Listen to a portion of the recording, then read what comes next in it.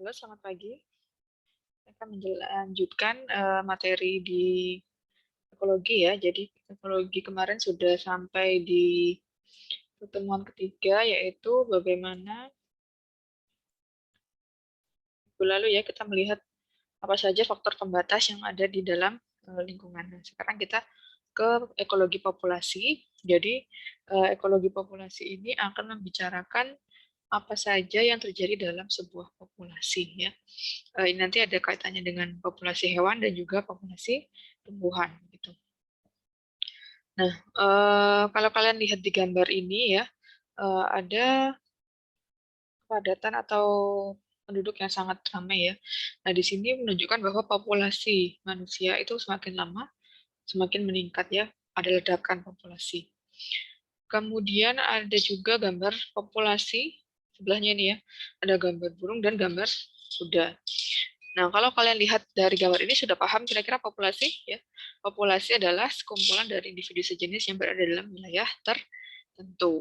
Tuh, nah, apa saja yang akan terjadi dalam populasi tentunya tidak seperti yang kita pelajari dulu waktu SMA ataupun di SMP ya. Jadi populasi itu sangat banyak interaksinya. Pertama kita tahu dulu karakteristiknya. Jadi karakteristik dari populasi itu adalah pertama harus merupakan suatu spesies yang sama ya.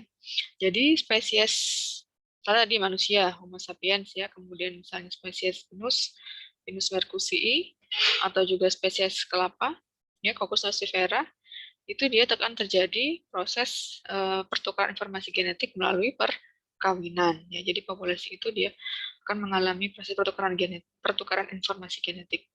Apa manfaatnya?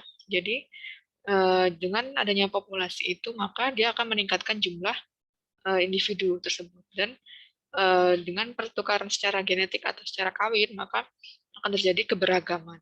Keberagaman itu sangat positif ya, karena misalnya ada penyakit tertentu atau ada gangguan virus ataupun ya seperti saat ini maka informasi genetik yang berbeda itu akan uh, apa tidak mengenai semua populasi gitu. Jadi semakin beragam maka akan semakin baik.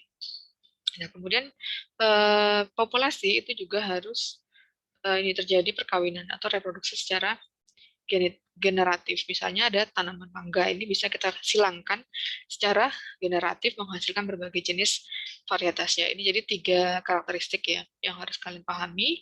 Spesiesnya sama, terjadi pertukaran informasi genetik, dan dapat kawin atau generatif. Nah, kemudian yang kedua karakter populasi itu dari segi distribusi umur ya. Kenapa kok kita distribusikan berdasarkan umur? Karena di sini akan kita lihat seberapa besar laju pertumbuhan populasi tersebut. Ya, misalnya di sini ada populasi yang menurun ya.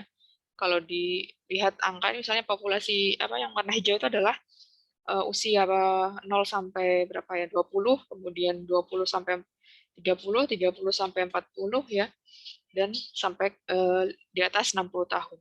Jika jumlah yang bayi ya atau 0 sampai 10 begitu sangat kecil, maka pasti nanti di tahun ke berapa begitu ya, 10 tahun lagi atau 20 tahun lagi, maka jumlah populasinya akan menurun gitu kan.